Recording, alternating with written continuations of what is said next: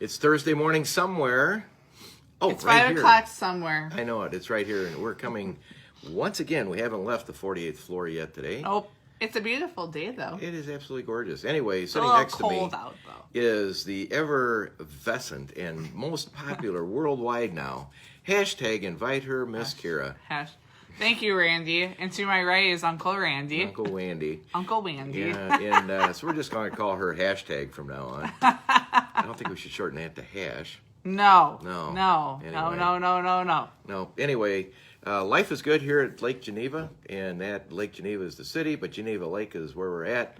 I was High up going on to the say, north you side. know what Yeah, I learned today? No. That my friends at a local radio station are very superstitious. Who's that? I'm not going to name radio stations, but they are Milwaukee's best country. But the morning show are very superstitious with their sports. So moving into Halloween. Oh yeah, well that's just sports. Yeah, don't step on the line. Don't touch the base. Don't. They were hit your talking nose. about the Brew Crew and how we have tomorrow and Saturday. Well, the Brew Crew has 2 games they have to win. Yes. If they lose either of those 2 games, I'm gonna cry. Not going well for them. Okay, so. Yes. Anyway, here we go. We're gonna try Teresa, again. can we bring you on? Yeah, no, go ahead. Maybe you're using her phone, and we'll see what happens. Let's see. See what goes on. He's using my phone. Okay, cool. All right, there you go. Cool. If I could use your phone. There you go. Oh, there. All right. Let's try this. All right, Rick. Posing as Teresa. There we go. Hey, there we go. Hey, Finally Hi, got it. Nice to see you, Teresa. You know, such an upgrade from Rick. Hey, no, Hi, stay. Teresa, come back, you know? Yeah. Yeah, well, you know, Next time. There you go. Hey, now, Rick, you move to the side, and we'll just talk to Teresa. No. That'd be a good idea. We're bottling today, and my bottling crew's gonna fire me if I don't go bottle. Yeah, well, that she just fires me every morning just to begin with. So. I do not do that. Yeah, that's the way it is. I get you fired up. Yeah, I'll just let the better looking one stay, and I'll go bottle. Yeah, well, let's see. We'll have her do it, and Rick, you and I can go drink some wine. Hey, so, you know, well, that's an idea.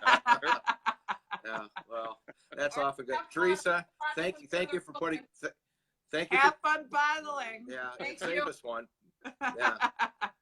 Anyway, finally, these are a little fun. You know, they always are challenging getting the first time, but when we go into the future, Rick, don't worry about it. Rick, pronounce your last name for me. Because, my last name is Jornalen. It's a Norwegian name, so it's not pronounced how it's spelled. Exactly why I didn't even attempt it. So It's those Norwegian and Swedish names. It's the Norwegian. Yeah. So, and speaking of that, as I told you, I'm a true pretzel, from Freeport. Yep. Freeport. Yeah. So I'm a little twisted. But, yeah, we'll cut you a little slack for being born in Illinois then. Yeah. Well, I live now, by the way, raised all my kids Lake Geneva. As I told you, Lake Eganza was my weekend. So, I've got Wisconsin water. Well, if it makes you feel better, I've lived here my whole life. So. Yeah. So anyway, Rick, let's talk about you. Great fun, great website that you have. Tell us how you and was this you and your wife got started in this as a hobby, or grew it into now what it's going, or tell us your passion. Yeah. I married Teresa in 2010, and at that time I was a beer drinker only, and she started corrupting me over to the wine side, the dark side. And so we started playing around with making wines in the basement.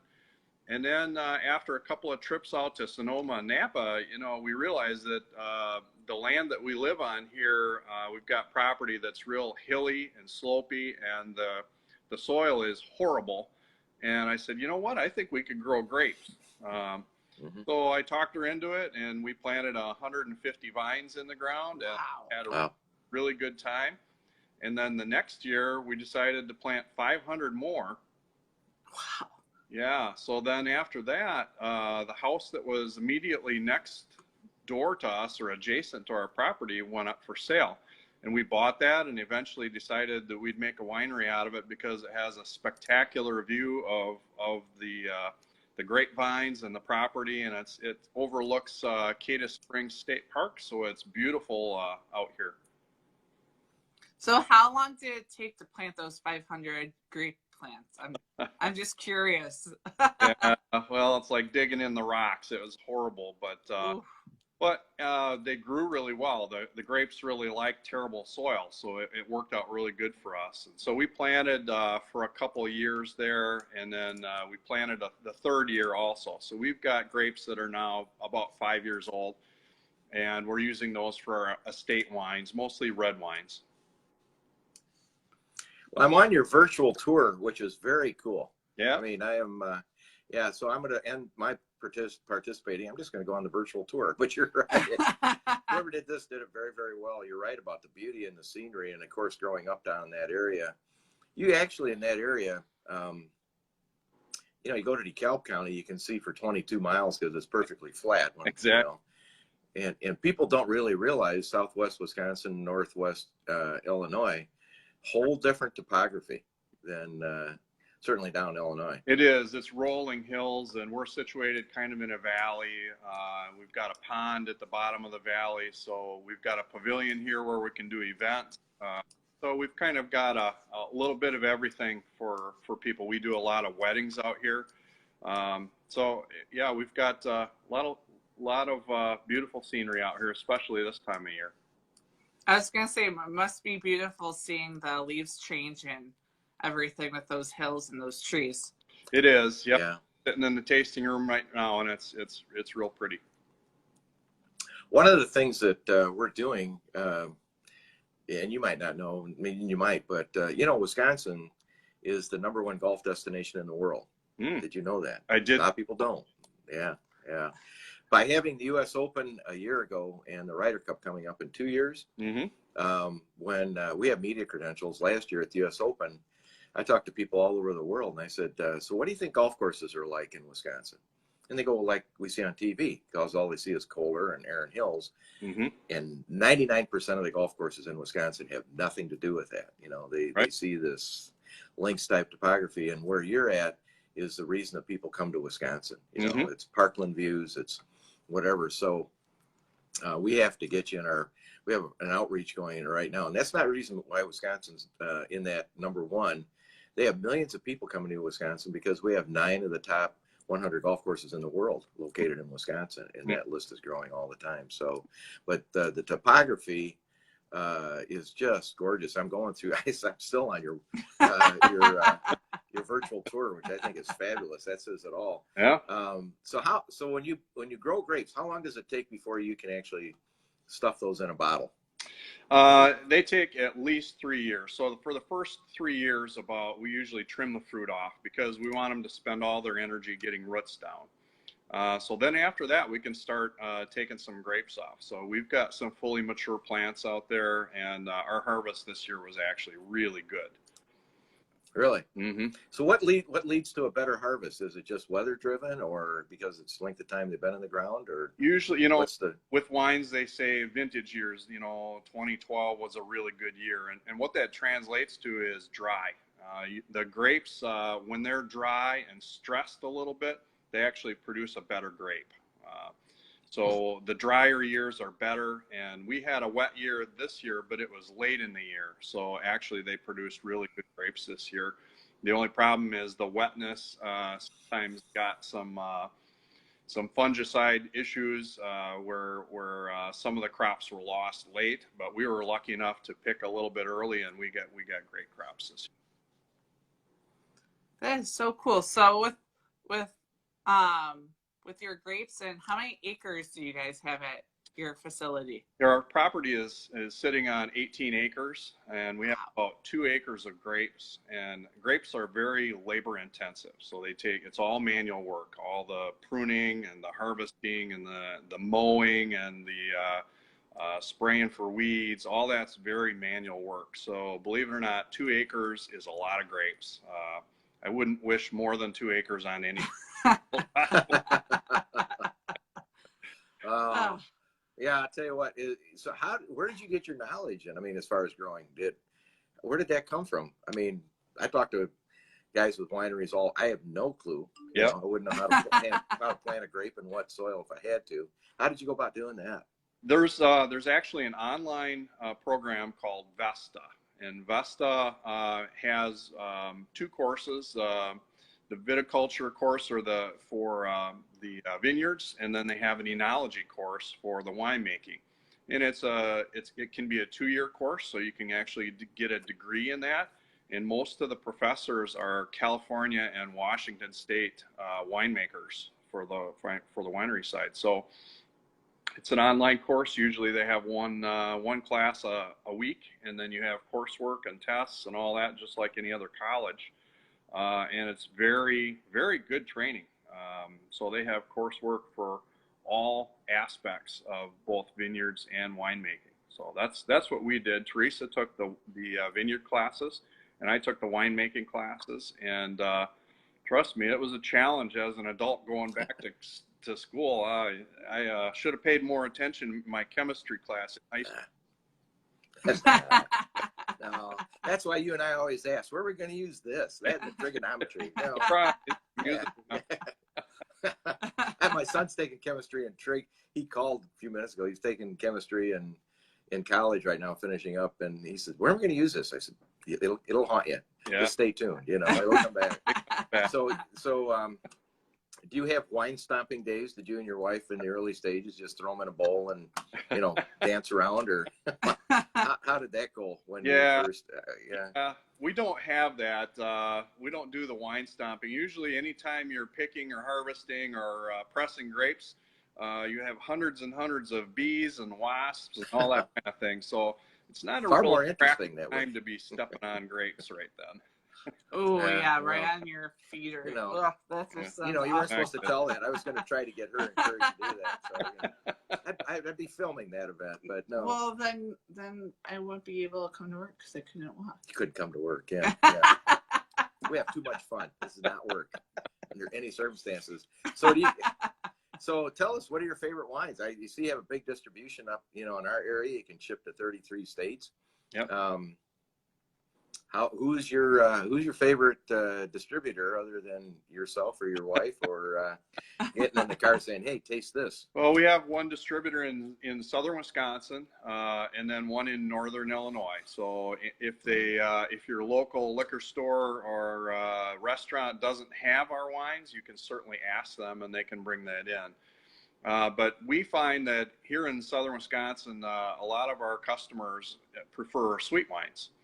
So right. We make actually a large percentage. Yeah, you Yeah. make a lot of sweet wines. So we make a variety of fruit wines, some real interesting flavors, and probably almost 75% of the wines we make are sweet. But we do have about 4 or 5 dry reds and a couple of dry or semi-dry whites. So we've got kind of a full range for people to try. Everything driest, big red, all the way to really sweet. Well, right up your alley. Yeah, that'll cover our group. So I'm years before we got into this, I love German sweet wines, and they have that different, classifications, the Cabernet and what is it, Auslese, and forget what the other one is, but I used to drink a lot of red, and then I got into sweet. Yeah. And then I just wonder if that German heritage in that area of the state, northern Illinois and southwest Wisconsin, leads people to that sweet wine taste, It could be. We have a Riesling, and we have a Gewürztraminer, or a Giesenheim. So we've got some German white grapes that we make wine from. So we've got several. And then a Moscato, of course. So we've got a variety of sweeter white wines, mid-sweet to real sweet white wines for people to try, as well as some Chardonnay, some dry whites. So we've got a little bit of everything. Okay, I won't discriminate. I like any type of wine. Yeah, she's the official taste tester of everything. Yeah. Well, we're about being a winemaker. One of the tough jobs is sometimes you have to drink wine in the morning. You have to. That sounds really rough. Yeah, for saying 8 o'clock, you got to get on it and drink some wine. Well, you should tune in tomorrow at 9 o'clock. We do a show with the master chef of the PGA Tour. His name is Dave Trevolino, and he does Crazy Chef specials. Oh. And he's out in TPC Potomac out in Baltimore, where Tiger, their courses, the Kemper Open has been played and stuff. We really haven't gotten into the food pairing, but if you want to see some, he does a great thing. He's right now we're helping him raise money. He feeds the sailors of the USS Chicago and Really? the USS Mississippi, both nuclear submarines. This will be the 5th year. Feeding the sailors have to remain back to service the ship and stuff at Christmas. So he flies to Honolulu or Guam Yeah. to do that. So he comes on. He's a great friend. Yeah, he talks about his crazy recipes that Miss Kira is, but Miss Kira then always pairs it up with what she sees with starts drinking early in the morning. So, you know, it's sort of a funny segment that we do. But I'm glad you're closer. We just it's fun. I'm going to make you a very attractive offer to be in our magazine because our magazine's coming out next month, but we're bringing people, as we tell people, with links and libations. Golfers golf, then they sip. And there's a lot of buddy trips that are being planned. There's great golf courses over where you're at. Mm-hmm. And you're just in a part of the state, as I said, awesomely beautiful. Not that the whole state of Wisconsin isn't, but people, they've got to get down and just go the side roads and get into that area because you got Monroe that's real close. I've heard they have a brewery or two that they can venture to or through in that area that they might be. Are you trying to say that we have to take a road trip over? We got to go for a road trip. That's what I'm trying to say. I'll spit it out right now. Go with Yeah, it. we've got lots of Greene County over here has the more cheese factories than anywhere else in the United States. So we've got cheese factories and breweries and wineries. We've got a lot of things to do and golf course. Yeah, New Glarus is a beautiful. Yes. Beautiful place to go, and you can drop down into Freeport, and they've got 2 beautiful public courses, and now their country club is there, and you got Eagle Ridge. I mean, it's just a great place to come. Yep. But we have to create these stories so people know about your story. Do you have any events through the fall that you encourage people to come to, or things like that are going to happen between now and the end of the year? Yeah, we'll put those on our Facebook page. We have, during the winter time, our space is a little more limited inside. So, but we have one-man bands, and we're having a Halloween party coming up a week from Saturday. So we've got a variety of events, and we usually keep those updated on our website and on our Facebook page. Yeah, and your Facebook page, quite a following. You had 6,000 followers. Beautiful, beautiful. Photography. And again, what we're talking about, if you go to Hawks Mill Winery. I have a question. How did you guys come up with your winery name? Good question. Like I said, we have a pond on our property, and the pond has a windmill that's an aerator for the pond. And when we started here, there was a pair of red-tailed hawks that would sit on the mill. So that's where we got the name. It was the Hawks Mill. I love cool. it. Yeah. I love it. Very, very cool. Yeah. Your Facebook page is really well done also. So there's a lot of good information that everybody can go to. Is there anything that we've left out, Rick, that you'd like to share with us that's going on in your winery, and tell us when you're giving the free wine away, just so we know when to come to? Yeah, you'll have to check the Facebook page for the free wine. On that one. Sure. Yeah, I've been checking, can't find it. So. No, like I say, we've got a beautiful property, especially in the fall here when the colors are out. It's really beautiful. We've got decks outside and chairs outside. You can sit outside under the roof of our pavilion or inside with a view. Anyway. Yeah, I really recommend everybody to go to hawksmillwinery.com, just like it's spelled, and do the virtual tour. And then you'll just be flocking there. I mean, great, as you said, great for weddings and celebrations and getting to know you. But Rick, yeah, we appreciate seeing you. We appreciated seeing your wife duck in, and Miss Kira and I and maybe a couple others are going to be venturing over there. I'll give you a call probably the first part of next week. I have some ideas how we got some golfers that we'll encourage you to participate in our magazine because it's ever growing, and there's going to be a big story coming out about somebody that I know that's going to be announced next Thursday. So is it about drinking want to be morning? Well, no, we have her medicated for that. Okay. That's okay. I'll have a glass of wine afterwards. No, it's in the world of golf. Basically, we'll let it go here now. The LPGA started. I thought you said you were going to leave. I'm going to tell him. Nobody's listening to this anyway. I won't. No. Yeah, but whatever. Well, it's his wife in the back room. No, somebody has to bad thing. Yeah, they'll get over it. No, it's sort of out. She's part. Miss Kira is going to be doing something pretty big on a world stage, so we'll just let it go at that. It'll be out next Thursday, so you have to stay tuned. We'll tell you about that. You want to be part of it, and it's pretty cool. So anyway, golfers golf, then they sip. You got to go down to Hawks Mill Winery, have a sip or two, and Rick, we'll be talking soon. I'll give you a call first part of the week. Hey, thanks a lot. We'll look forward to meeting you in person. Oh, we'll be there. You're not that far away. Nope. You know. All right. Talk to you soon. Thank Have you. a good one, Rick. All right. Cheers. Bye-bye.